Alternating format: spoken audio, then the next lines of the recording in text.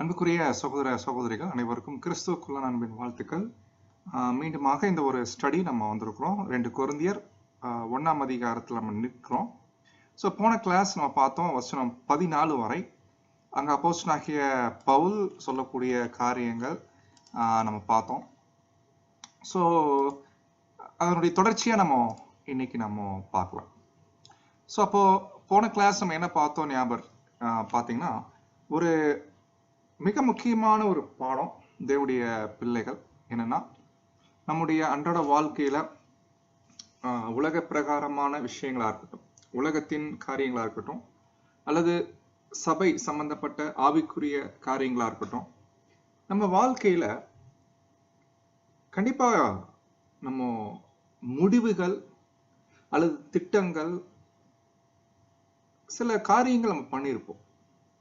அதுல சில விஷயங்கள் சக்சஸா இருந்திருக்கும், சில விஷயங்கள் சொதப்பிருக்கும். அதாவது என்னன்னா, அது ஃபெயில் ஆயிருக்கும், அல்லது அது நம்ம நினைச்ச மாதிரி திட்டம் பண்ண மாதிரி நடக்காம போயிருக்கும்.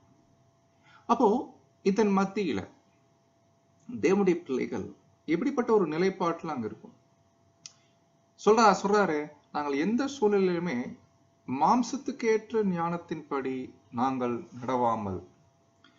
உடைய அர்த்தம் என்னன்னா, பொதுவா நம்ம உலகத்தார் மத்தியில பாத்தீங்கன்னா, எல்லாரும் தங்கள் மாம்சத்துக்கேற்ற ஞானத்துல தான் எந்த ஒரு திட்டங்களாக போடுறாங்க. அது நல்லா இருந்தா ஹாப்பி ஆயிடுறாங்க. ஒருவேளை அது ஃபெயில் ஆயிடுச்சுன்னா தங்களை குறை சொல்லிக்கிறாங்க, இல்ல மற்றவர்களை குற்றப்படுத்துவாங்க. சே, அப்படி பண்ணிருக்க கூடாது, சே இந்த மாதிரி பண்ணிட்டோமே என்று ஒரு வருத்தம் பண்ணுவாங்க. ஆனா தேவனுடைய பிள்ளைகள் விஷயத்துல இப்படி இருக்கக்கூடாதுங்க. நாம இந்த மாதிரி திங்க் பண்ணவே கூடாதுங்க. நாம ஏன்னா நம்ம எந்த ஒரு திட்டங்கள் போடுறதா இருக்கட்டும், அது எல்லாமே தேவனுடைய கிருபையை சார்ந்து. உடைய அர்த்தம் என்ன? எது நம்ம போடுறதெல்லாம் நம்ம திட்டங்கள், நம்ம தான் போடுறோம். நம்முடைய நோக்கம் எதுவா இருக்கட்டும், நம்ம பண்ணக்கூடிய திட்டங்கள் மற்றும் யோசனைகள், இது எல்லாமே பாத்தீங்கன்னா, நம்ம எந்த ஒரு அடிப்படையில நம்ம அந்த முடிவெடுக்கிறோம், அது ரைட்டா ராங்கா தெரியாம கூட இருக்கும். ஒருவேளை அது தப்பா இருந்தாலும் அல்லது தப்பா போச்சுனாலும் தைரியமா இருக்கணும். ஏன்னா நான் எடுத்த முடிவு ஏதோ சொந்த ஞானத்தை சொந்த பலத்தை நம்பி நான் எடுக்கல. அப்படி ஒருவேளை எடுத்திருந்தேன்னா கண்டிப்பா நான் சோர்ந்து போறேன். அது நான் எடுத்த முடிவு தப்பா இருக்கும்போது.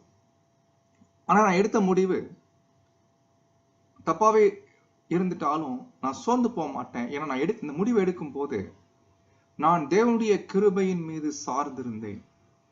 அவருடைய கிருபை என்னை தாங்கும் என்ற ஒரு விசுவாசத்தோடு தான் இந்த முடிவை நான் எடுத்தேன். அதனால இந்த முடிவு நல்லதா இருந்தாலும் பிரச்சனை இல்லை, ஒருவேளை அந்த முடிவு தப்பா இருந்தாலும் எனக்கு எந்த பிரச்சனையும் இல்லை. ஏன்னா தேவன் ஓவரூல் பண்ணுவாங்க என்ற அந்த ஒரு விசுவாசம் இருக்கணும் தேவனுடைய பிள்ளைகள் வாழ்க்கையில.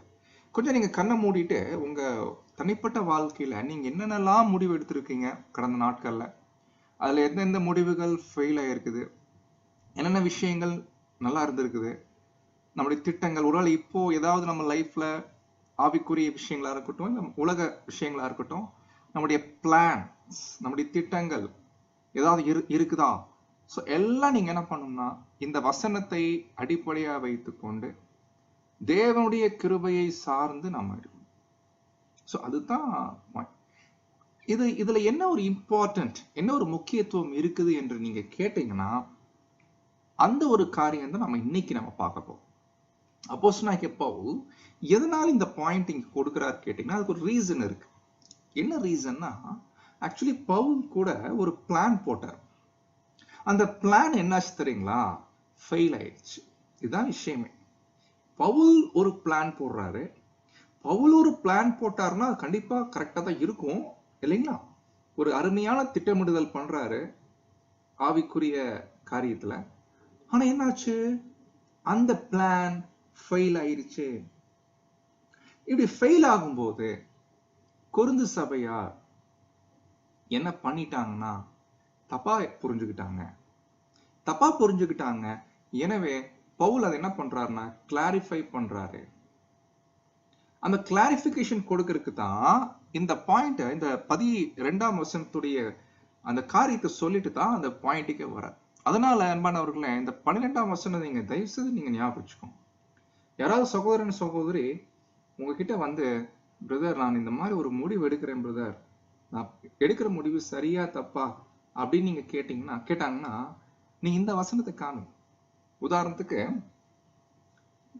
பிரதர் இப்போ என்னுடைய ஃபேமிலி சூழ்நிலை நிமித்தமா நான் இப்போ கொஞ்சம் ஃபாரின் போறேன் பிரதர், அங்க போய் கொஞ்சம் சம்பாதிக்க வேண்டிய சூழ்நிலை இருக்கு பிரதர், நான் இப்போ என்ன பர்தர் பண்றது, நான் இந்த முடிவு எடுக்கலாமா வேண்டாமா அப்படின்னு நீங்க யாராவது சகோதரன் சகோதரி வந்து கேட்டாங்கன்னா தயவு செய்து வேண்டான்னு சொல்லாதீங்க, இல்ல போங்கன்னு சொல்லாதீங்க. இந்த 12ஆம் வசனத்தை காமிச்சு, பிரதர் நீங்க எந்த முடிவு எடுங்க, கண்டிப்பா நீங்க எடுக்கிற முடிவு உங்களுடைய கான்செக்ரேஷனை மனசுல வச்சுதான் நீங்க எடுப்பீங்க. அந்த முடிவு சரியா தப்பான்னு எனக்கு தெரியாது. ஆனா எதுவா இருக்கட்டும், நீங்க தேவனுடைய கிருபையை சார்ந்து இந்த முடிவு எடுக்கும் போது, தேவனுடைய கிருபையின் மேல நீங்க சார்ந்து இருக்கும் போது, அந்த முடிவு என்னவா இருந்துட்டாலும் நீங்க தைரியமா இருக்கலாம். சோ அப்போ அதனால அன்பானவர்களே, நாம இந்த ஒரு ஆவிக்குரிய வகையில சகோதர சகோதரிகளுக்கு ஆலோசனை கொடுக்கும் போது கண்டிப்பா ரொம்ப ஞானமான வகையில அவர்களுக்கு ஆலோசனை கொடுக்கும் இல்லைங்களா? சோ இது எல்லாமே மனதுல அங்க நம்ம வச்சுக்க வேண்டியது அவசியமா இருக்குது. ஓகே, சோ இதான் நம்ம பார்த்தோம். 12ஆம் வசனத்துல பவுல் அங்க பேசுறாரு. அதுக்கப்புறம் சொல்றாரு, நீங்கள் வாசித்தும் ஒத்தும் கொண்டிருக்கிற காரியங்களை என்று வேறொன்றையும் நாங்கள் எழுத மனசில்லை. ஏன் எழுத மனசில்லை? இப்போ போன நிருபத்திலேயே ஒன்னு கொரிந்திய நிருபத்திலே நிறைய விஷயங்கள் எழுதிட்டார். இப்ப மறுபடியும் 2வது நிருபத்துல அதே விஷயம் எழுதுறாரு வைங்களேன். அது என்ன அர்த்தம்?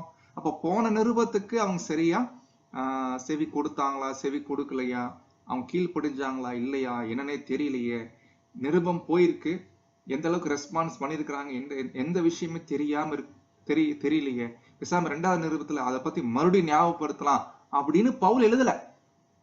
அந்த ஒரு நோக்கம் பவுலுக்கு இல்லை. ஏன்னா அவருக்கு ஒரு நம்பிக்கை. என்ன நம்பிக்கைனா, 1வது நிருபத்திலே சொல்லப்பட்ட காரியங்களை நீங்க முடிவு பரியந்தம் ஒத்துக்கொள்வீர்கள் என்று நம்பி இருக்கிறேன், நம்புறேன். நான் 2வது இந்த நிருபத்துல அதே பாயிண்ட் நான் டச் பண்ண போறது இல்லை. நீங்க செஞ்சீங்களா, நான் போன சொல்லியிருந்தேனே அது மாதிரி பண்ணீங்களா, அதெல்லாம் சொல்ல போறது இல்லை. எனக்கு நம்பிக்கை இருக்குது, போன நிருபத்துக்கு நீங்க கொண்டிருப்பீங்க. பாருங்க, இதுதான் அப்போஸ்தலனாகிய பவுலுடைய அந்த ஆவிக்குரிய முதிர்ச்சி பாருங்க எந்த அளவுக்கு இருக்கு பாருங்க. அப்போ சகோதர சகோதரிகளே, இது கண்டிப்பா இருக்கும் நல்ல ஒரு மனப்பான்மை. சகோதர சகோதரிகள் விஷயத்துல நாம் எப்படிப்பட்ட ஒரு நம்பிக்கை கொண்டிருக்கணும், அவங்க ஏற்றுக்கொண்டு ஒத்துக்கொண்டு இருக்கிறாங்க, முடிவு பரியந்தம் அதை கீழ்ப்படிவாங்க என்ற நம்பிக்கை தான் அங்க இருக்கு. சோ அப்போ இந்த ஒரு விஷயத்த சொல்லிட்டு 14ஆம் வசனத்துல சொல்வது போல, அப்படியாக நீங்க அதை ஒத்துக்கொண்டிருக்கும் போது, சொன்னப்பட்ட காரியங்களை கீழ்ப்படிந்திருக்கும் போது, உண்மையிலேயே கர்த்தருடைய நாள்ல நீங்க எங்களுக்கு மகிழ்ச்சியா இருப்பீங்க, அதே போல நாங்களும் உங்களுக்கு மகிழ்ச்சியாக இருப்போம் அப்படின்னு என்ன பண்றாருன்னா, அந்த புகழ்ச்சியா இருப்போம் இல்லைங்களா என்று அங்க பவுல் என்ன பண்றாருன்னா சொல்லி முடிக்கிறாரு. சொல்லி முடிச்சுட்டு இப்பதான் பாயிண்ட்டுக்கு வராரு. அந்த 12ஆம் வசனத்தை சொன்னதுக்கான காரணத்தை இப்போ பவுல் என்ன பண்றாருன்னா அவரு விஷயமே அங்க பேசுறாரு. ஏற்கனவே சொன்னது போல ஆக்சுவலி கொரிந்து சபை ஒரு பாயிண்ட மிஸ் அண்டர்ஸ்டாண்ட் பண்ணிட்டாங்க, சரியா புரிஞ்சுக்கல. பவுல் ஒரு பிளான் போட்டாரு. அந்த பிளான் அவர் சொல்றார். போன 1வது நிருபத்திலேயே தன்னுடைய திட்டத்தை நிருபத்துல சொல்லிட்டார். இவங்களும் என்ன பண்றாங்கன்னா அந்த திட்டத்தை நம்பி காத்திருக்கிறாங்க, வெயிட் பண்றாங்க. ஆனா நடக்கவே. அப்ப சபையில சில பேர் என்ன பண்றாங்க, எல்லாரும் கிடையாது, சில பேர் பாத்தீங்களா, ஒரு அப்போஸ்தலனா இருந்தா, இவர் நம்ம அப்போஸ்தலன் சொல்றோமே, ஒரு அப்போஸ்தலன் என்று சொல்லக்கூடிய நபர் இந்த மாதிரி செய்யலாமா? வரேன்னு சொல்லிட்டு இவரை நம்பி நம்ம காத்திருந்தோம்னா, எதிர்பார்த்துட்டு இருக்கிறோம், ஆனா அவர் வரவே இல்லையே அப்படின்னு இதை வச்சு எப்படி சொல்றீங்க இவரை போய் நீங்க அப்போஸ்தலன் என்று? பாருங்க, இந்த மாதிரி ஒரு மென்டாலிட்டி தான் அங்க இருக்கு. இப்ப நம்ம நாட்டுல இது பெருசா எடுத்துக்கிறது இல்லைங்க. ஏன்னா இப்பெல்லாம் நிறைய தொடர்பு பண்ணக்கூடிய வாய்ப்பு நிறைய இருக்குங்க. வரலைன்னா டக்குன்னு போன் அடிச்சு பிரதர் வரல பிரதர் சொல்லிடும். ஆனா அன்றைய நாட்கள்ல ஈஸியா கான்டாக்ட் பண்ண முடியாது. பல மாத கணக்குல வருஷ கணக்குல வெயிட் பண்ணணும், காத்திருக்கணும். அதுதான் விஷயம். அவர் எங்க இருக்கிறார், என்ன பண்றாரு, ஏது பண்றார் என்ற விவரங்கள் கரெக்டா கண்டுபிடிக்க முடியாது. பட் இப்ப இன்னைக்கு நம்ம நாட்டுல அப்படி இல்லைங்க. அழகா நம்ம லைவ் லொகேஷன் அனுப்பிடலாம், நம்ம எங்க இருக்கிறோம், என்ன பண்ணிட்டு இருக்கிறோம் இல்லைங்களா. அப்போ அப்படிப்பட்ட காலப்பகுதியில தான் நிறைய மிஸ் அண்டர்ஸ்டாண்டிங் வர்றதுக்கு வாய்ப்பு இருக்கு இல்லைங்களா. அந்த ஒரு நிலைமை தான் பவுல் என்ன பண்றாருன்னா இங்க கிளாரிஃபை பண்றாரு. பாருங்க, இப்ப நம்ம ஆரம்பிக்கலாம். அவர் என்ன பிளான் போட்டாரு, அந்த பிளான் என்னாச்சு, அந்த பிளான் நான் எப்படி போட்டேன் அப்படின்ற விஷயத்த பவுல் எப்படி கொண்டு போறாருன்னு பார்க்கலாம். நீங்க வசனங்கள் 15 இருந்து இன்னைக்கு தியானிக்கலாம். நீங்க நோட் பண்ணிக்கோங்க. நான் இப்படிப்பட்ட நம்பிக்கையை கொண்டிருக்கிறபடியால், அதாவது நம்ம போன கிளாஸ் பார்த்தோம் இல்லைங்களா, 3 வசனங்கள்ல நம்ம பார்த்த விஷயங்கள் எல்லாமே. நான் ஒரு நம்பிக்கை வச்சிருக்கிறேன். ஆல்ரெடி நீங்க 1ஆம் நிருபத்தை படிச்சு அதை ஏற்றுக்கொண்டு ஒத்துக்கொண்டு இருப்பீங்க நம்புறேன். அதை நீங்க பண்ணிருக்கீங்களா இல்லையான்னு செக் பண்றதுக்காக நான் வந்து மறுபடியும் அதே விஷயத்த சொல்லி அதெல்லாம் வேணாம். கண்டிப்பா நீங்க ஏற்றுக்கொண்டு இருப்பீங்க நான் நம்புறேன். அப்போ நான் அடுத்த டைம் வரும்போது அதே காரியத்தை உங்கள்கிட்ட சொல்றதுக்காக நான் வரணும்னு திட்டம் பண்ணல. நான் அடுத்த டைம் வரும்போது உங்களுக்கு பிரயோஜனம் உண்டாகும்படி இல்லைங்களா. சோ முதலாவது உங்களிடத்தில் வரவும் அப்படின்னு என்ன அர்த்தம், நான் அடுத்த டைம் செகண்ட் டைம், அதாவது இது எப்படி புரிஞ்சுக்கலாம்னா, அப்போஸ்தலனாகிய பவுல் இப்ப நான் ஃபர்ஸ்ட் நான் வரேன், அடுத்த டைம் வரும்போது பிரயோஜனம் உண்டாகும்படி முதலாவது உங்களிடத்தில் வரவும், பின்பு உங்கள் ஊர் வழியாய் மக்கதோனியா நாட்டுக்கு போகவும், அடுத்து மக்கதோனியா விட்டு மறுபடியும் உங்களிடத்தில் வரவும், உங்களால் யூதயா தேசத்துக்கு வழிவிட்டு அனுப்பப்படவும் யோசனையாய் இருந்தேன். இந்த வசனம் படிக்கும் போது நமக்கு என்ன தோணுதுன்னா, பிளானிங் பயங்கரமா இருக்கு. என்ன பிளான்? உங்க மக்கதோனியா வழியா போறேன், மக்கதோனியாக்கு போறேன் உங்க ஊர் வழியா.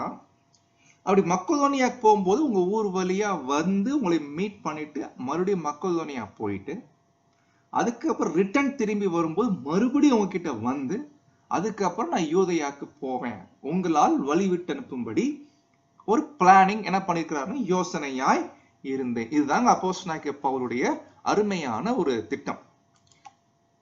ஆனா இந்த திட்டத்தை அப்போஸ்தலனாகிய பவுல் 1 கொரிந்தியர் நிருபம் அங்க என்ன பண்ணிருக்கிறாருன்னா சொல்லியிருக்கிறார். இப்போ நம்ம அங்க எப்படி சொல்லியிருக்கிறாரு அப்படின்னு நீங்க போயிட்டு ஒருவேளை நீங்க பார்க்க விரும்பிட்டீங்கன்னா, நீங்க 1 கொரிந்தியர் நிருபம் அதிகாரம் 16ஆம் அதிகாரத்துல இந்த பாயிண்ட் பேசியிருப்பார். பாருங்க, 16ஆம் அதிகாரம் 5 நான் படிக்கிறேன். நான் மக்கதோனியா நாட்டின் வழியாய் போகிறபடியால் மக்கதோனியா நாட்டை கடந்த பின்பு உங்களிடத்தில் வருவேன். நான் எங்கே போனாலும் நீங்கள் என்னை வழிவிட்டு அனுப்பும்படி நான் உங்களிடத்தில் சில காலம் தங்க வேண்டியதாயிருக்கும்.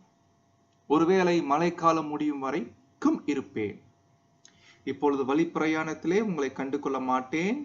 கர்த்தர் உத்தரவு கொடுத்தால், அண்டர்லைன் பண்ணுங்க, கர்த்தர் உத்தரவு கொடுத்தால் உங்களிடத்தில் சில காலம் தங்கி இருக்கலாம் என்று நம்புகிறேன்.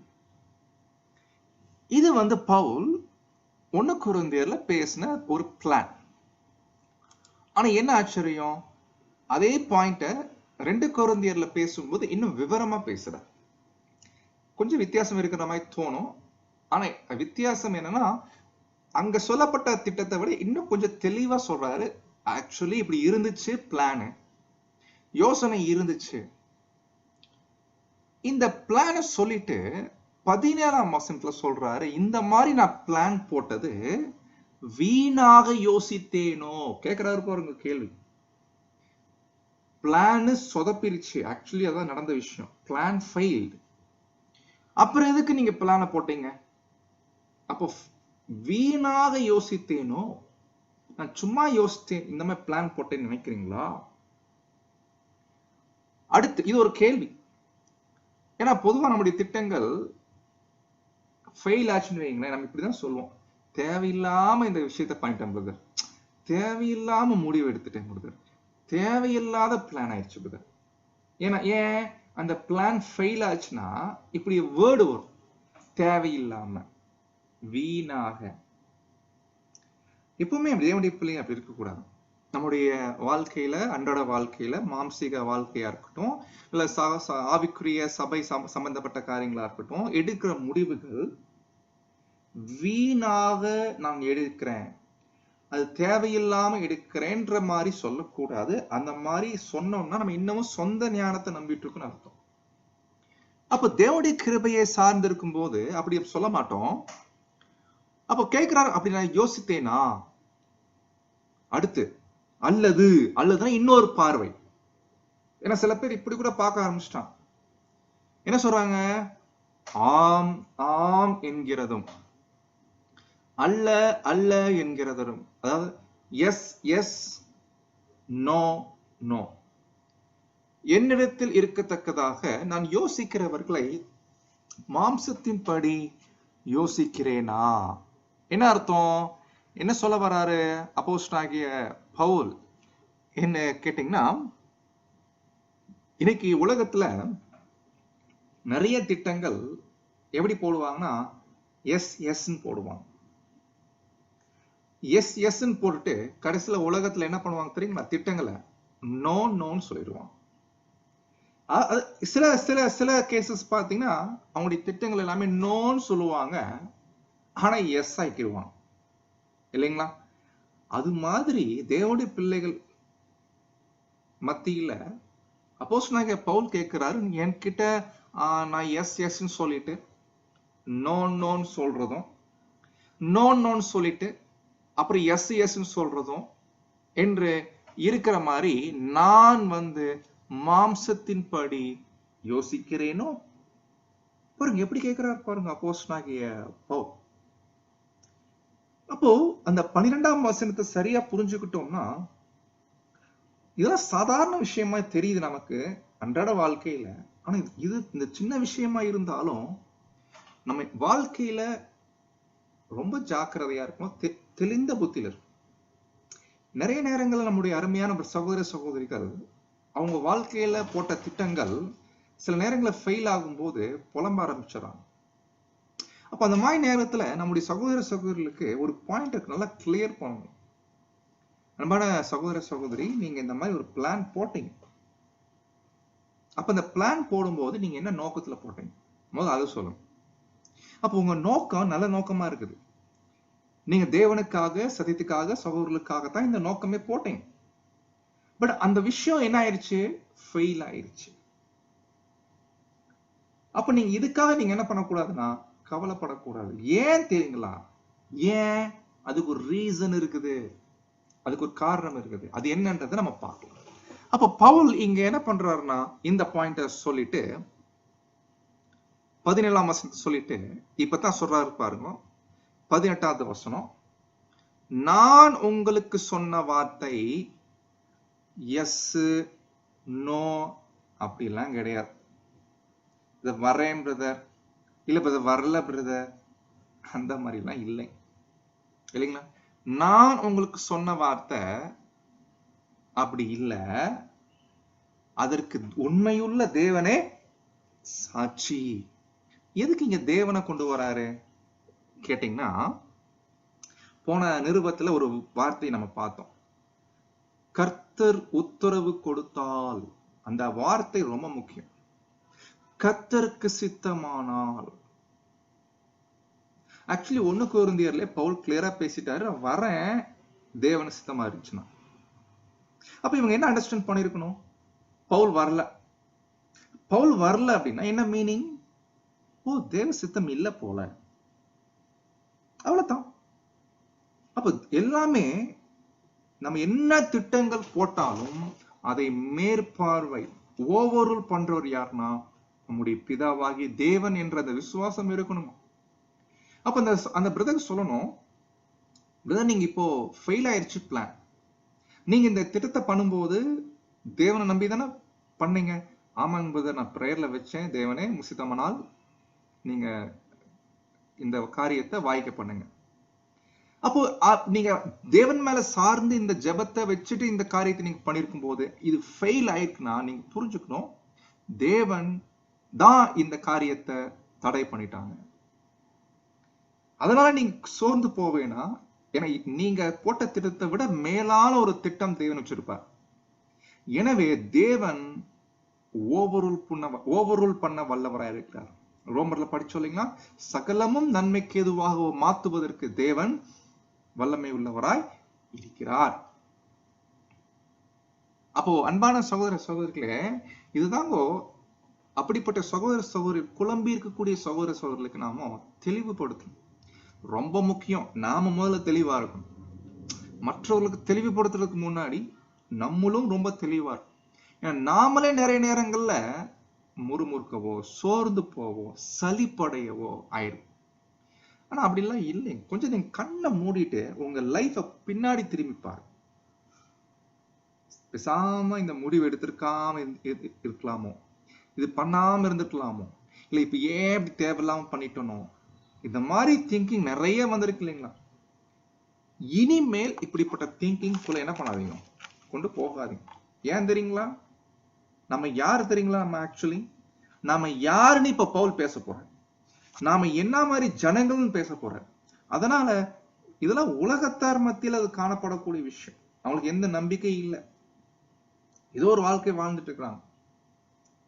பட் தேவனுடைய பிள்ளைகளுடைய வாழ்க்கை அது தேவனுடைய பார்வையில் மேற்பார்வையின் கீழே இருக்குது என்பதை நாம் ஒருபோதும் மறந்துவிடக்கூடாது அன்பானவர்கள். சோ இப்போ பவுல் இந்த பாயிண்ட சொல்லிட்டு, நான் உங்ககிட்ட வரும்போது எஸ் நோ அப்படிலாம் இல்லை, எஸ்ன்னு சொல்லிட்டு நோ சொல்றதும் நோன்னு சொல்லிட்டு எஸ் சொல்றதும் அந்த மாதிரிலாம் இல்லை. தேவன் சாட்சி. இப்ப இந்த பாயிண்ட சொல்லிட்டு சிம்பிளா முடிச்சிருக்கலாம் இல்லைங்களா, சிம்பிளா முடிச்சிருக்கலாம். ஆனா சிம்பிளா முடிக்காம இப்ப 19ஆம் வசனத்துல எப்படி இந்த பாயிண்ட ஹையர் லெவல் கொண்டு போறார் பாரு, அடுத்த லெவல் கொண்டு போறார் இந்த பாயிண்ட.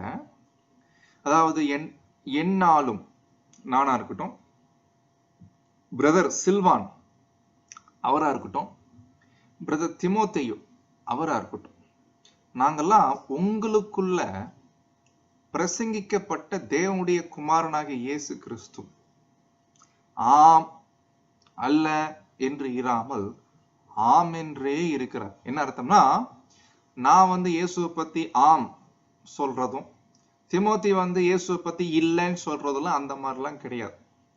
நாங்களாம் வேற வேற ஆள் தான். நான் வேற, திமோத்தி வேற, சில்வான் வேற. பட் நாங்களா உங்க மத்தியில ஊழியம் பண்ணும்போது இயேசுவை பத்தி நாங்க என்ன சொல்லியிருக்கிறோம், அவர் ஆமென் ஆம் என்றும் அல்ல என்றும் இராமல். அப்படின்னு அர்த்தம்னா அங்க எந்த ஆப்ஷன் கிடையாது, எஸ் ஆர் நோ அப்படிலாம் இல்ல. அவர் எஸ் ஆம் ஆமா அவர் இருக்கலாம், இல்லாம கூட இருக்கலாம்.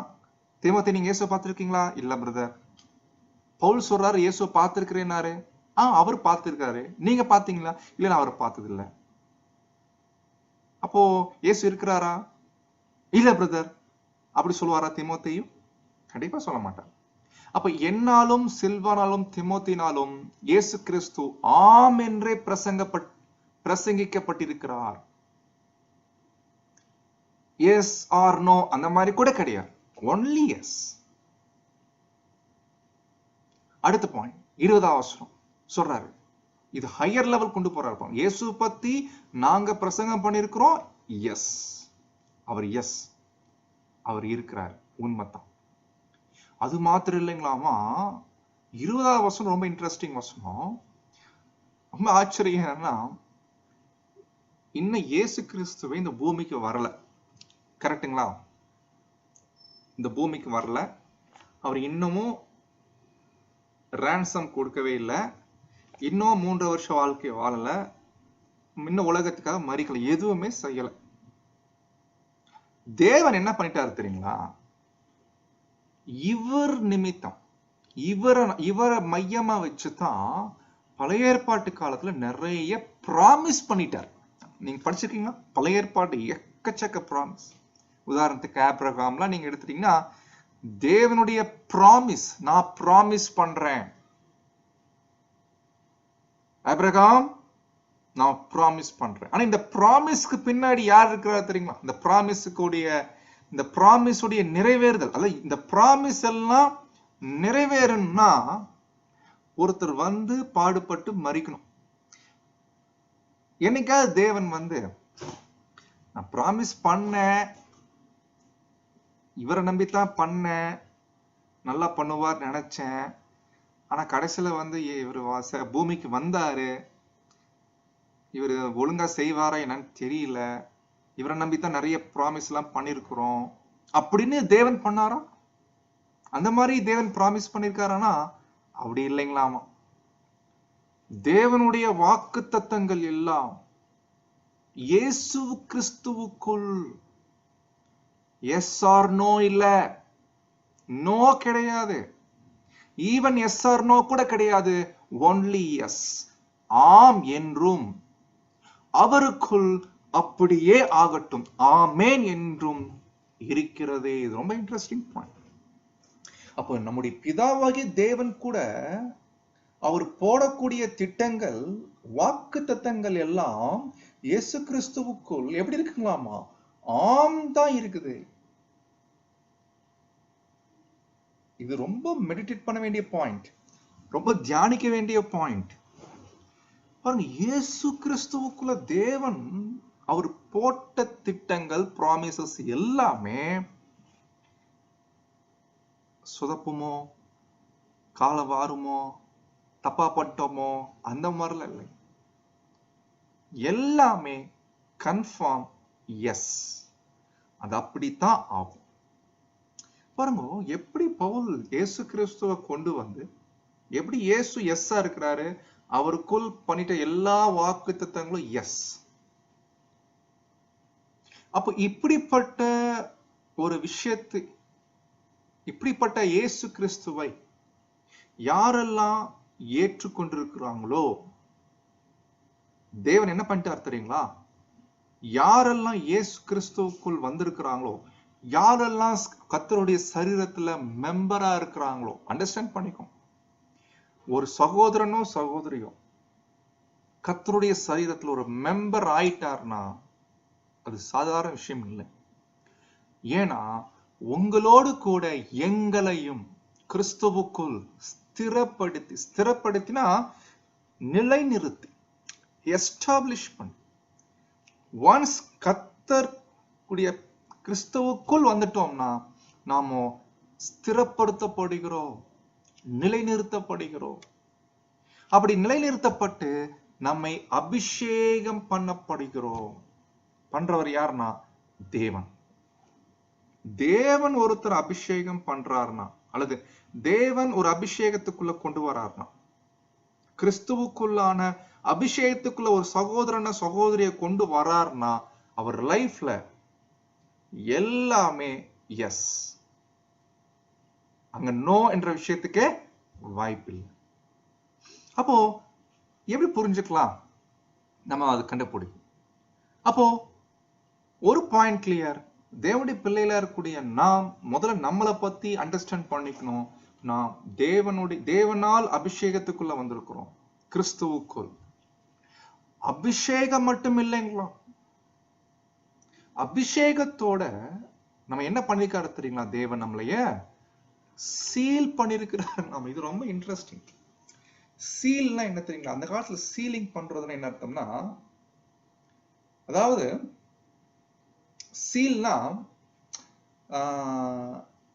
நாம் இவரை சேர்ந்தவர், நம்மெல்லாம் இவரை சேர்ந்தவர்கள் என்று முத்திரை போடுறது. நம்மள கிறிஸ்துவினுடையவர்கள் என்று முத்திரை போட்டிருக்கிறார் தேவன். தேவன் தம்முடைய பிள்ளைகளை முத்திரித்திருக்கிறார். நம்முடைய இருதயங்களில் ஆவி என்னும் அச்சாரத்தை என்ன பண்ணிட்டாங்கன்னா தேவன் கொடுத்துட்டாங்க.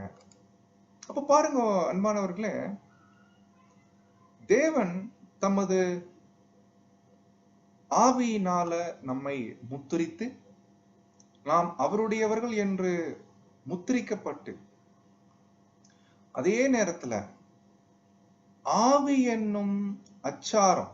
இந்த ஆவி என்னும் அச்சாரம் அப்படின்னா அது குறிக்குது, அது ஆவி என்னும் அச்சாரம். அது என்ன தமிழ் வார்த்தை அச்சாரம்? அச்சாரம்னா என்ன வருது அர்த்தம்? எங்கேயோ கேட்ட வார்த்தை மாதிரி இருக்குது, எனக்கு சரியா தெரியல. எதுக்கு அச்சாரம் போட்டிருக்கிறாங்கன்னு தெரியல, இந்த வார்த்தைக்கு மீனிங் என்னன்னு தெரியல. யாராவது சொல்ல முடியுங்களா? அச்சாரம் என்னன்னு தெரியுங்களா? தமிழ் வார்த்தை அச்சாரம். இல்ல, அது வேற அர்த்தம், அதுக்கு வேற. அது முத்திரித்து, அது கரெக்டா இருக்குங்க. முத்திரித்து சீல்டு. பட் இது இல்ல, தமிழ் வார்த்தைக்கு அது மீனிங் நான் கேட்கிறேன். அந்த அச்சாரம் என்ற வார்த்தைக்கு ஏதாவது மீனிங் இருக்கு? தமிழ்ல என்ன அர்த்தம்? தமிழ்லே கேட்கிறேன். நான் நினைக்கிறேன் இந்த சக்கரம், இந்த மாட்டுடைய சக்கரத்துல ஒண்ணு சொருகுவாங்களா, அதுக்கு பேர் என்னங்க? அது அச்சாரங்களா? எல்லாம் மறந்து போச்சு, பழைய காலங்கள்ல மறந்து போச்சு, தெரியல அது என்ன மீன். இல்ல, அடையாளம் தான். பட் தமிழ் வார்த்தை அந்த அச்சாரம் என்ற வார்த்தைக்கு என்ன அர்த்தம், தமிழுக்கு என்ன அர்த்தம் தெரியல எனக்கு. பட் எதுக்கு அந்த வார்த்தை இங்க போட்டாங்கன்னு தெரியல. பட் இங்கிலீஷ்ல என்ன வருதுன்னா ஏர்னஸ்ட். ஆவி என்னும் அச்சாரத்துக்கு இங்கிலீஷ்ல ஏர்னஸ்ட். அந்த ஏர்னஸ்ட் என்ற வார்த்தை ஒருவேளை திருவிவிலியத்துல எனக்கு எப்படி வருதுன்னு தெரியல. நீங்க வாய்ப்பு இருந்தா நீங்க அது படிங்க, வீட்டுல படிங்க, அப்புறமேல் படிங்க. பட் இது என்ன உத்தரவாதம் வருதுங்களா? ஓகே, கரெக்ட், உத்தரவாதம். எஸ். சோ அப்போ அதுக்கு சில டிரான்ஸ்லேஷன்ல கேரண்டி கிடைக்கும் இல்லைங்களா? அது தேவன் நமக்கு ஒரு கேரண்டி கொடுத்திருக்கிறார். என்ன கேரண்டி? ஆவியினும் கேரண்டி. கரெக்ட். இது நல்ல அருமையான ஒரு டிரான்ஸ்லேஷன். ஏன்னா தேவனுடைய ஆவி ஒரு சகோதரன் தேவனுடைய ஆவி பெற்றிருக்கிறார் அப்படின்னா, அன்பானவர்களே, அந்த பிரதர் ஒரு ஆவி தேவனுடைய ஆவி பெற்றிருக்கிறார்னா அது குறிக்குது அவர் கிறிஸ்துவுக்குள் சரீர அங்கத்தினரா இருக்கிறாரு.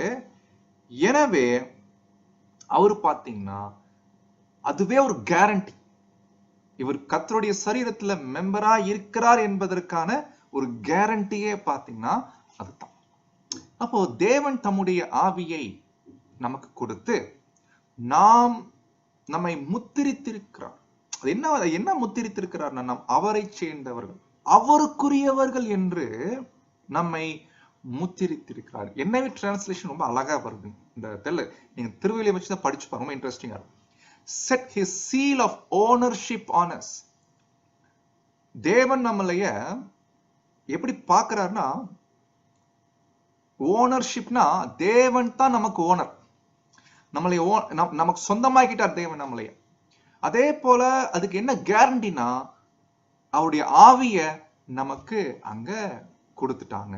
பாருங்க, இந்த விஷயங்கள் நம்ம பார்க்கும்போது தேவனுடைய பவுல இதெல்லாம் சொல்லும் போது, பவுல பாக்குறவங்க என்னங்க நீங்க ஒரு பிளான் போட்டீங்க, வர்றேன்னு சொன்னீங்க, உங்களை நம்பி நாங்க காத்துட்டு இருக்கிறோம், நீங்க என்னன்னா வரவே இல்லை, நீங்க எப்படி ஒரு அப்போஸ்தலன் சொல்றீங்க, கர்த்தர் இயேசு என்ன சொன்னாரு, உள்ளதை உள்ளது என்றும் இல்லதை இல்லதென்றும் சொல்லுங்கள் அப்படி சொன்னாரு, நீங்க என்னன்னா வர்றேன்னு சொல்லிட்டு வரலன்றீங்களா? அப்ப எப்படி நீங்க என்ன ஆவியில இருக்கிறீங்க பிரதர்? நம்ம லாங்குவேஜ் மாதிரி நீங்க பிரதருக்கு ஆவியே இல்லை இல்லைங்களா? இப்படிலாம் நம்ம பேசுவோம் இல்லைங்களா? ஆனா தேவனுடைய பிள்ளைகள் விஷயத்துல எந்த பிரதர் சிஸ்டர்ஸையும் அப்படி பேசவே கூடாது. ஏன்னா எந்த சகோதரன் சகோதரி கிட்ட தேவனுடைய ஆவி இருக்கிறத நீங்க பாக்குறீங்க, பார்க்க முடியுமா? எஸ், கண்டிப்பா பார்க்க முடியும். ஒரு சகோதரருக்குள்ள அவர் தேவனுடைய ஆவியை பெற்றிருக்காரு அப்படின்னா அது கேரண்டி. எதுக்கு கேரண்டி? அவர் அவருடைய ஓனர் யாருன்னா தேவன் அவரை சொந்தமாக்கி இருக்கிறாரு, முத்திரித்திருக்கிறார், அவரை கிறிஸ்துவுக்குள் அபிஷேகத்துக்குள்ள கொண்டு வந்திருக்கிறாரு. அப்ப அந்த சகோதரன் ஒரு காரியத்தை, ஒரு முடிவை, தன்னுடைய பிளான சொல்றாருன்னா, அன்பான சகோதர சகோதரர்களே, அதை நாம் எப்படி பார்ப்போம்? அதை நம்ம எப்படி பார்ப்போம்? அவர் எடுத்த முடிவு தேவனுடைய மேற்பார்வையில் இருக்குது. அது தப்பா, அவர் எடுத்த முடிவு ஃபெயில் ஆனாலும் பிரச்சனை இல்லை. ஏன்னா அதுவும் எல்லாம் தேவனுடைய மேற்பார்வையில் இருக்கிறதுனால எல்லாமே தேவ சித்தத்தின்படித்தான் அது நடக்குது. எனவே அதனால அந்த சகோதரனை நாம் தப்பாக நினைத்து விட கூடாது. சோ இந்த பாயிண்ட பவுல் என்ன பண்றாருன்னா, சொல்லிட்டு, அப்ப முத்திருத்திருக்கிறார், ஆவி என்னும் அச்சாரத்தை கொடுத்திருக்கிறார். இதெல்லாம் சொல்லிட்டு ஒரு பாயிண்ட் கிளியர் பண்ணிடுறாரு. அப்போ எந்த ஒரு காரியமா இருக்கட்டும், நம்ம எஸ் எஸ் அப்படின்னு சொல்லிட்டு, நோ நோ சாரி பிரதர், அப்படி இல்லை பிரதர், நான் இந்த மாதிரி பண்ணிட்டேன் பிரதர், அப்படிலாம் வேணாம். நான் வரேன் பிரதர், லாஸ்ட் மினிட்ல போன் அடிச்சு பிரதர், ரொம்ப என்னால் வர முடியாத சூழ்நிலை இருக்கிறேன் பிரதர் அப்படின்னு சொன்னாருன்னா புரிஞ்சுக்கணும். இப்ப இதுல நம்ம நாட்டுல ரொம்ப பிராக்டிக்கல் விஷயமா இருக்கும். பாருங்க, கமிங் சண்டே வந்து ஒரு சகோதரனை கூப்பிடுறோம், எல்லாம் பக்கா பிளானிங் ஆயிடுச்சு, அவரு வரேன்ட்டாரு.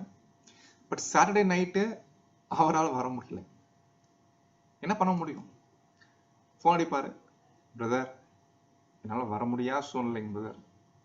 என்ன பண்ணலாம் பிரதர்? நீங்க வந்தாகணும் பிரதர், வேற வழியே இல்லை, பிளான்லாம் பண்ணாச்சு, இப்போ இதெல்லாம் ஆளெல்லாம் மாற்ற முடியாது, யாரையும் போட முடியாது, ஸ்பீக்கர்ஸை மாற்ற முடியாது, வந்தே ஆகணும் பிரதர் சொல்லி ஒரு ஃபோர்ஸ் பண்ணுவோம் இல்லைங்களா? ஆனா ஆக்சுவலி அவர் வர விருப்பம் இருக்குது, அவர் பிளான் எல்லாம் பக்கா, அவர் போட்ட பிளான் தான். ஆனா அந்த பிளானை அவர் எப்படி போட்டார்னா, தேவனுக்கு சித்தமானார், கர்த்தர் உத்தரவு கொடுத்தார். அப்போ நாம கற்றுக்கொள்ளக்கூடிய பாடம் என்னன்னா, இதுல இருந்து நம்ம வாழ்க்கையில எந்த ஒரு திட்டங்கள் பிளான் வகுத்தாலும், உலக காரியங்களா இருக்கட்டும், ஆவிக்குரிய காரியங்களா இருக்கட்டும், மனசுக்குள்ள அந்த தாட் இருக்கணும், ஜெபத்துல வைக்கணும், தேவனே இந்த காரியத்தை நான் செய்ய போறேன், உமக்கு சித்தமானால் நீங்க உத்தரவு கொடுத்தா இத நடத்துங்க, என்கரேஜ் பண்ணு, தப்பா இருந்தா அதை ஃபெயில் பண்ணு. அப்போது சக்சஸ் ஆனாலும் ரொம்ப ஹாப்பியா தேவையில்லை, அதே போல ஃபெயில் ஆனாலும் கவலைப்பட தேவையில்லை. ஏன்னா எல்லாமே தேவனுடைய மேற்பார்வையில இருக்கிறதுனால தேவனுடைய ஜனங்கள் என்ன பண்ண மாட்டாங்கன்னா அதை குறிச்சு ரொம்ப கவலைப்பட்டிருக்க மாட்டான். சோ இந்த பாயிண்ட அப்போஸ்தலனாகிய பவுல் அங்க சொல்றதை நம்ம பார்க்கிறோம். அந்த 20ஆம் வசனம் படிச்சோம் இல்லைங்களா, தேவனுடைய வாக்குத்தத்தங்கள் எல்லாம் இயேசு கிறிஸ்துவுக்குள், குல் என்ற வார்த்தை வரக்கூடாது, இயேசு கிறிஸ்து மூலமாய் அப்படித்தான் வந்திருக்கும். ஏன்னா தேவனுடைய எல்லா ப்ராமிசஸ் எல்லாமே, வாக்குத்தங்கள் எல்லாமே இயேசு மூலமாய், அது எல்லாமே எஸ். இயேசு இல்லைன்னா அந்த வாக்குத்தத்தங்கள் இல்லை. ஆனா தேவன் இந்த வாக்குத்தத்தங்கள் பண்ணும்போது அப்ப இயேசுவே வரவே இல்லை. ஆனா தேவன் அது எல்லாமே அவர் நிமித்தம், அவருக்குள் அது கண்டிப்பா நடக்கும் என்று அது எஸ் என்று அங்க வச்சிருக்கார். அப்ப இப்படிப்பட்ட கிறிஸ்து இயேசுவுக்குள் ஒருத்தர் மெம்பராய் இருக்கிறார்னா, சரீரத்துல ஒரு அங்கமா இருக்கிறார்னா, இதுதான் விஷயம். தேவனுடைய பிள்ளைகள் நம்ம எல்லாருமே கர்த்தருடைய சரீரத்துல ஒரு மெம்பராய் இருக்கிறோம் என்பதை நம்ம புரிந்திருப்பது அவசியமாக காணப்படுகிறது. ஓகே, சோ கடைசியா அப்போஸ்தலனாகிய பவுல் 23-24 வந்துடுறாரு. இப்போ 23-24 ஃபர்ஸ்ட் பாயிண்ட் சொல்றாரு. சோ அதனால அன்பான கொரிந்து சபையாரே, நான் இந்த மாதிரி உங்க எக்லிஷியாவுக்கு வரேன்னு சொல்லியிருந்தேன், பட் அது தேவனை அனுமதிக்கல. அப்ப நீங்க அதை ஃபர்ஸ்ட் நீங்க புரிஞ்சுக்கணும். ஆனா நான் யோசிக்கிறேன், நான் ஏன் தேவன் வந்து என்னைய உங்ககிட்ட அனுப்பல? எதனால தேவன் என்னைய உங்ககிட்ட அனுப்பல அப்படி நான் யோசிச்சு பார்த்தேன்னா, ஒரு ரீசன் கொடுக்கிறார், இங்க ஒரு ரீசன் கொடுக்கிறார், இன்னொரு ரீசன், ரெண்டு ரீசன் கொடுக்கிறாரு. ஆக்சுவலி ஒரு ரீசன் 23-24, இன்னொரு ரீசன் அடுத்த அதிகாரத்துல வருது, நம்ம அடுத்த கிளாஸ்ல பார்க்கலாம். இப்ப ஒரு ரீசன் என்ன கேட்டீங்கன்னா, நான் ஏன் வந்து நான் வரலைன்னா, இப்ப நான் வந்தேன் வைங்க, ஒருவேளை நான் வந்திருந்தேன்னா நீங்க எல்லாரும் மாட்டி இருப்பீங்க. ஏன் இப்படி சொல்றாரு? அப்போ நான் வந்திருந்தேன்னா நீங்க மாட்டியிருப்பீங்க. ஆனா நான் உங்களை தப்ப விடும்படிக்கே இதுவரைக்கும் கொரிந்து பட்டணத்துக்கு வராதிருக்கிறேன் என்று என் ஆத்துமா பேரில் தேவனையே சாட்சியாக கோருகிறேன். அப்ப இவர் நினைச்சுக்கிட்டாரு தேவனை நாங்க போக அனுமதிக்கல. ஒருவேளை எதுக்கு? அவங்களுடைய நன்மைக்காகத்தான். ஏன்னா ஒருவேளை பவுல் அங்க போயிருக்கிறார் வைங்களேன், அங்க போயிருக்கும் போது தெரியல சூழ்நிலைகள், அங்க சபையுடைய வளர்ச்சி என்னன்னு தெரியல. பட் பவுல் நம்புறார், நீங்க கண்டிப்பா நீங்க கீழ்ப்படியக்கூடிய ஜனங்கள் என்று நம்புறார். பட் இருந்தாலும் தேவன் எனக்கு அனுமதி கொடுக்கலன்னா இதை நான் எப்படி புரிஞ்சுக்கிறது? ஒருவேளை இப்போ நான் போவதற்கான நிலைமை கிடையாது, அவங்க இன்னும் தங்களை ரெடி பண்ணணும், இன்னும் கொஞ்சம் அவங்க டைம் தேவைப்படுது இல்லைங்களா? சோ அப்போ அதனால உங்களை தப்ப விடும்படிக்கே இதுவரைக்கும் நான் என்ன பண்ணல, வராதிருக்கிறேன் என்று ஆத்துமாவின் பேரில் தேவனையே சாட்சியாக கோருகிறேன். அது மாத்திரமல்ல, 24ஆம் வசனம் சொல்றாரு, உங்கள் விசுவாசத்திற்கு நாங்கள் எப்படி இருக்கக்கூடாதுன்னு அதிகாரிகளாயிராமல், அதாவது நாங்க வந்து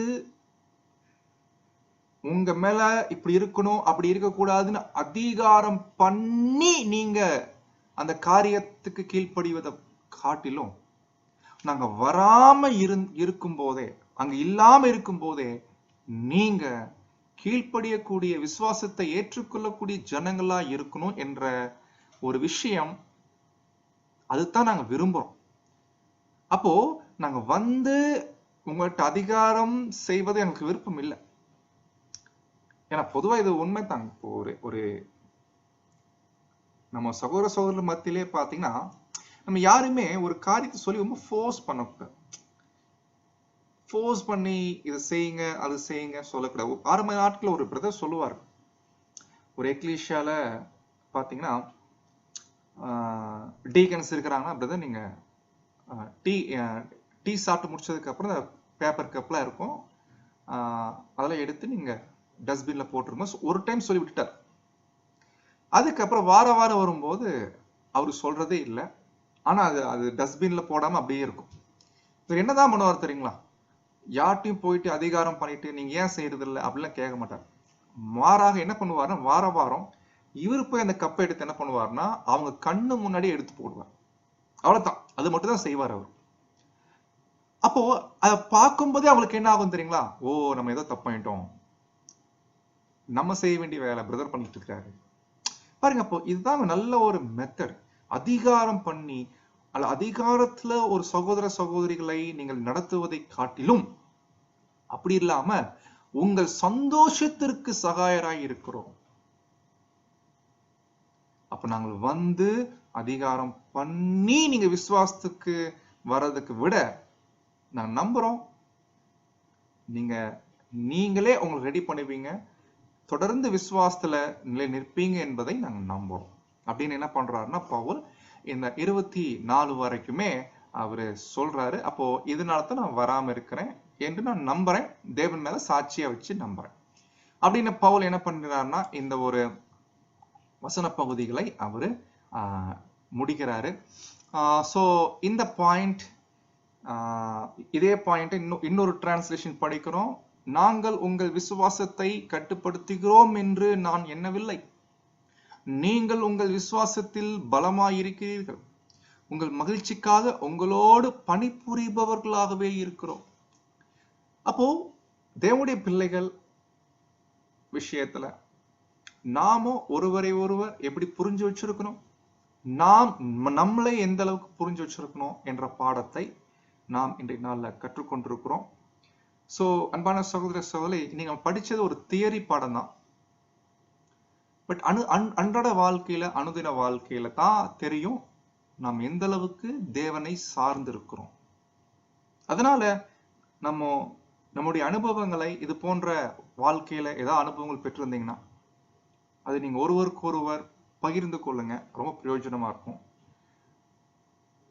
நம்முடைய ஒவ்வொரு சகோதர சகோதரி விஷயத்துல என்கரேஜ் பண்ணுங்க, நீங்க என்ன மாதிரி தேவனுடைய பிள்ளை என்பதை. தேவன் உங்களை ஓனர், உங்களுக்கு தேவன் தான் உங்களுக்கு ஓனர். சோ உங்க மேல தேவன் உங்களை உரிமையாக்கி கொண்டிருக்கிறார். எனவே உங்களுடைய வாழ்க்கையில எது நடந்தாலும் அது நன்மைக்கு எதுவா தான் நடக்கும். பொதுவா நம்ம வாழ்க்கையில நம்ம எந்த ஒரு திட்டங்கள் போட்டாலும் நல்லா யோசிச்சு பாத்தீங்கன்னா, கொஞ்சம் நம்ம கடந்த நாட்களை போட்ட பிளான் எல்லாம் யோசிச்சு பாருங்க, எல்லா திட்டங்களையும் எடுத்து பாருங்கன்னா அவருடைய பின்னணி என்ன. கண்டிப்பா தேவனுடைய ஆவி பெற்ற ஜனங்கள் உலக பிரகாரமான ஆசைகள், உலக பிரகாரமான விருப்பங்கள் அந்த திட்டங்கள் வகுத்திருக்க மாட்டான் இல்லைங்களா? ஃபார் எக்ஸாம்பிள், ஒரு பிரதர் நான் ஃபாரின்ல போய் கொஞ்சம் சம்பாதிக்க விரும்புறேன். ஏன் பிரதர்? இல்ல பிரதர், நான் கொஞ்சம் பினான்சியல் சிரமம் இருக்குது, நான் கொஞ்சம் சம்பாதிச்சிட்டேன்னா நான் இன்னும் அதுக்கப்புறம் ஒரு 2 வருஷம் நல்லா சம்பாதிச்சுட்டு அதுக்கப்புறம் ஃபுல் டைம் நான் ஊழியத்துல இறங்கி வேலை செய்யறதுக்கு ரொம்ப பிரயோஜனமா இருக்கும் பிரதர்.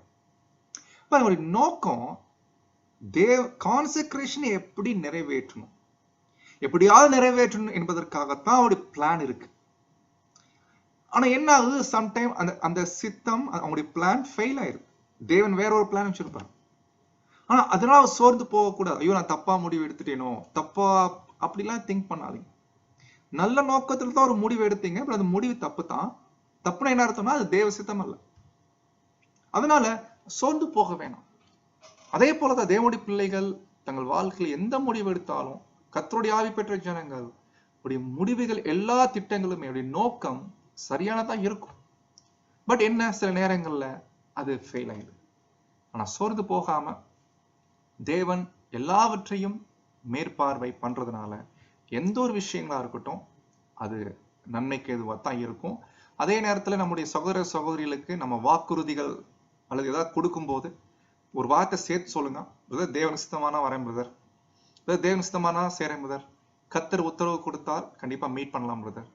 இது சொல்றது நமக்கு சேஃப். ஏன் சொல்லுங்க பார்க்கலாம்.